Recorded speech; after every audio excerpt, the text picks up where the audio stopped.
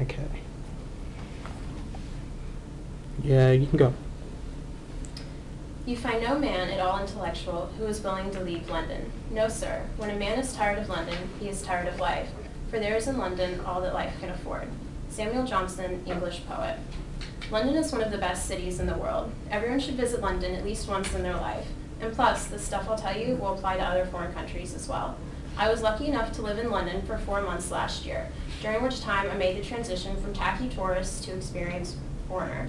There are a few things you should know before you go, though. You should know what to expect when traveling, eating out, and what sights to see. Let's start with traveling, because if you can't get anywhere, your trip probably won't be very much fun.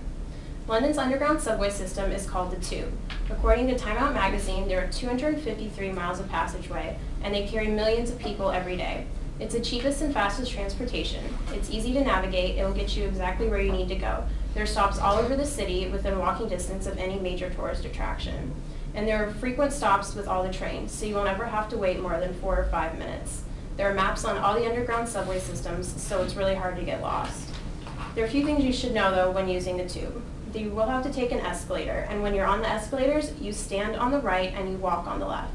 If you try standing on the left side of the escalator, you will get pushed out of the way. Everyone is always in a hurry in London, so don't get in their way. They will knock you down. If you don't want to take the Tube, you can take a bus or a cab. The buses are harder to navigate, and the stops may be closer to where you need to go, but it may take you longer to get there. The buses have to deal with traffic. The Tube does not. So the buses are also slightly cheaper, but really it won't save you that much in the long run. If you take a cab, make sure it's a licensed one. There are lots of illegal mini cabs, and that can be sketchy. Also, the drivers are sketchy because they're foreign. So they'll probably drive you in circles until you have a really high cab fare just because you don't know where you're going, so you won't know that you're getting driven in circles. An important thing to get while you're in London is an Oyster card. It's a small credit card size thing, and you can put cash on it, and that way when you need to get on and off the buses and Tube, you just swipe it instead of having to buy an individual ticket each time. It will also give you a cheaper fare, and then when you're done, you just sell it back and get your cash back off of it. So it saves you time and money. And you can also walk everywhere you need to go. The city is big, but you'll see a lot of interesting things on the way, and you'll get some exercise, so don't be lazy. So now that you know how to get where you need to go, you're probably going to be hungry. There are a few important things you should know, though, while you're dining out. Water will not automatically be served with your meal. If you want a glass of tap water, you're going to have to ask for a glass of tap water. The waitress probably won't like it, so go ahead and ask for a pitcher, because she's not going to want to fill your glass up every 5 minutes.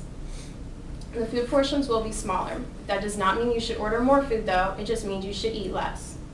They will not split your check. So be prepared to put all your cash together to pay for the check at once, because they will not split your check. So unless you want to put it all on one credit card, you're going to have to carry cash. And even then, some places don't accept credit cards, so just have cash on you. Some of the best food you can find in London and throughout Europe as a whole is from the street vendors. Since they're only selling 1 or 2 items, they're going to have those items perfected. So don't be afraid to try the sketchy little place on the corner for food. It'll probably be better than the snazzy restaurants.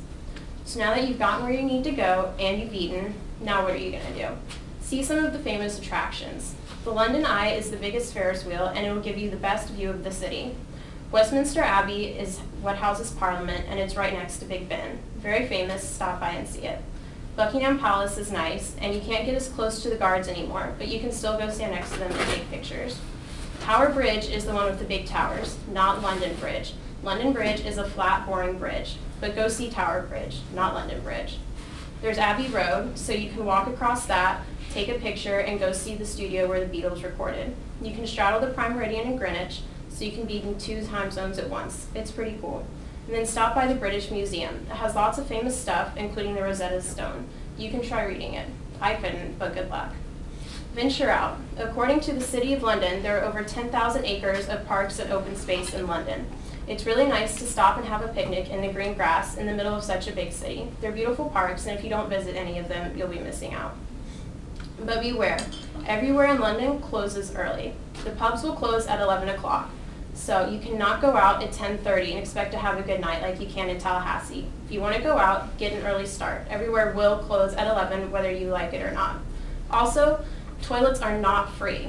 So if you want to use the bathroom ever, have change on you at all times. If not, you'll have to hold it. Most places won't let you use their bathroom anyways, but if they do, you'll have to pay for it. If it's past 11 o'clock though, just forget using the bathroom at all. It won't happen. So now that you have these tips, your trip should be fun and easy. You know how to travel, what to expect when dining out, and what sights you should see. With that being said, London is the best city on earth, and until you've gone, you're missing out.